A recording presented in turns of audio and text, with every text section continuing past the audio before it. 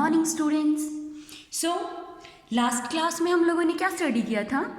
Last class में हम लोगों ने अपना जो चैप्टर नंबर 3 हम लोगों ने स्टार्ट किया था। Chapter 3 glimpse of the past हम लोगों ने स्टार्ट किया था, जिसमें कि हमने 2 पिक्चर्स के थ्रू ये देखा था कि ईस्ट इंडिया कंपनी जो है वो इंडिया में कैसे आई एंड उसने क्या करके इंडिया में अपना हक जमाना उसने स्टार्ट कर दिया था। Okay, now we'll study our further chapter. Okay, then third तक हमारा कंप्लीट हो चुका था। ओके, नाउ जो अपना ब्रिटिश रूल था वो ये टॉपिक कंप्लीट हो गया। Next is Ram Mohan Roy. अब किसका टाइम पीरियड है?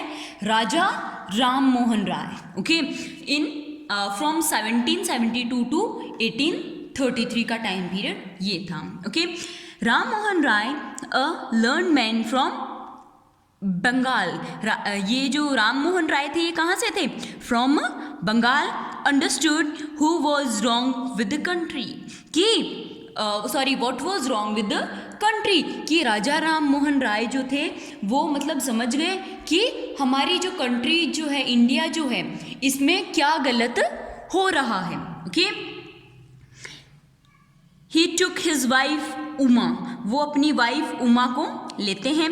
Cause are the different colours. Cows जो है वो डिफरेंट कलर्स की होती हैं, but the colour of their milk is same. पर जो उनका कलर, मिल्क का जो कलर होता है वो तो सेम होता है। Different teachers have different opinions. जो टीचर्स होते हैं, अलग अलग टीचर के पास अलग अलग ओपिनियन होता है, but the essence of every religion is the same. लेकिन जो वो मीन बताना चाहते हैं हमें, ओके, जो हमें वो समझाना चाहते हैं वो तो सबका सेम होता है। Okay, he was attracted by science and modern knowledge. वो साइंस एंड मॉडर्न नॉलेज उनमें ज़्यादा अट्रैक्शन था उनका। Okay, knowledge should be practical and scientific, कि नॉलेज जो है वो प्रैक्टिकल होनी चाहिए एंड साइंटिफिक होनी चाहिए। He started newspaper but the suspicious British topped them in 1823। उन्होंने एक न्यूज़पेपर स्टार्ट किया अगेंस्ट ब्रिटिश रूल, लेकिन ब्रिटिश रूल ने उनका जो न्यूज़पेपर था वो भी बंद करवा दिया था। Okay, he crossed the sea and went to England. उन्होंने सी को क्रॉस किया एंड वो इंग्लैंड पहुंच गए। To see what made the British powerful there he told them.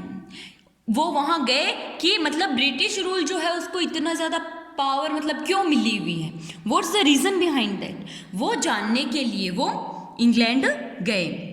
We accept you as rulers, कि हम लोग आपको एज अ रूलर एक्सेप्ट करते हैं, and you must accept as us as subjects. लेकिन आपको भी हमें आपका एक प्रॉपर सब्जेक्ट, या फिर अगर आप हमारे किंग होंगे तो हम आपके पीपल्स होंगे। ओके, तो प्रजा होंगे, तो आपको हमें भी एक प्रजा की तरह एक्सेप्ट करना होगा। बट यू मस्ट रिमेंबर, लेकिन आपको ये एकदम से रिमेंबर, ध्यान में रखना है, the responsibility a rule owners to his subjects, की एक जो रूलर होता है उसकी रिस्पॉन्सिबिलिटी क्या होती है कि सबको वो एक साथ लेकर चले, सबके लिए वो हित का सोचे। ओके, किसी के लिए भी वो अहित का ना सोचे।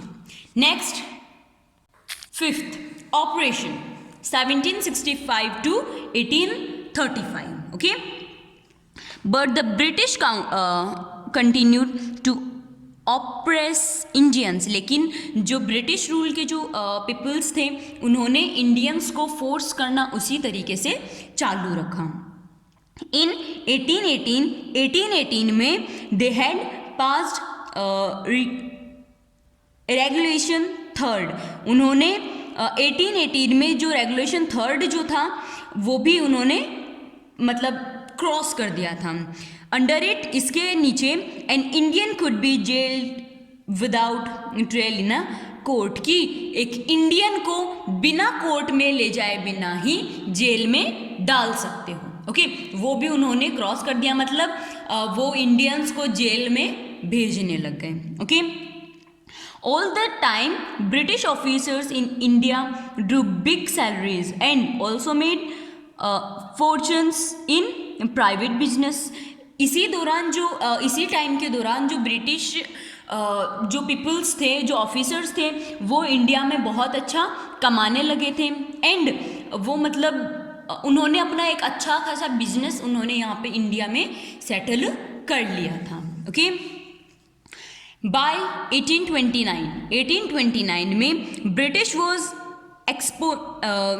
Exploiting British goods worth 7 crore rupees to India कि 1829 का जो मतलब सेंचुरी थी, जो 1829 जो ईयर था, उसमें क्या हुआ कि जो ब्रिटिश लोग जो हैं वो इंडिया में ब्रिटिश जो गुड्स थी, ब्रिटिश जो वस्तुएं थी, सामान जो था, वो बहुत ज़्यादा महंगा वो बेचने लगे। उन्होंने उस दौरान 7 करोड़ रुपीज़ की वर्थ की थी।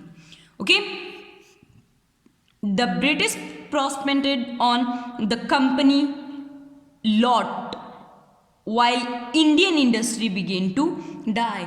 कि इसी दौरान जो बिजनेस मतलब जो ब्रिटिश जो पीपल्स थे उनका अच्छा खासा बिजनेस अपने यहाँ इंडिया में सेटल हो गया था। उनकी जो ईस्ट इंडिया कंपनी थी वो यहाँ इंडिया में बहुत अच्छे से सेटल हो गई, वाइल जो अपनी जो इंडियन जो इंडस्ट्रीज थी, ओके, जो इंडियन बिजनेस जो था वो धीरे धीरे खत्म होने लग गया, उस मतलब एज अ डेथ की ओर वो जाने लग गया। Okay, governor general Bentinck reported back home, जो ये गवर्नर थे, ओके, उस दौरान जो ईस्ट इंडिया कंपनी के जो गवर्नर थे, गवर्नर कौन थे? General Bentinck. Okay, the bones of cotton weavers are bleaching the plains of India की जो कॉटन वेवर्स जो हैं, ओके, वो यहाँ हमारी इंडिया की क्या है, एक बोन है। ओके, एंड वो मतलब वो आंदोलन स्टार्ट हुआ था स्वदेशी आंदोलन। ओके, उस दौरान भी क्या हुआ था, जो हमारे इंडिया में बनाए हुए जो क्लोथ्स थे, जो गुड्स थे, वही यूज़ करने का था। ओके, ईस्ट इंडिया कंपनी का कोई भी मटेरियल हमें यूज़ करने के लिए नहीं कहा था। Okay, then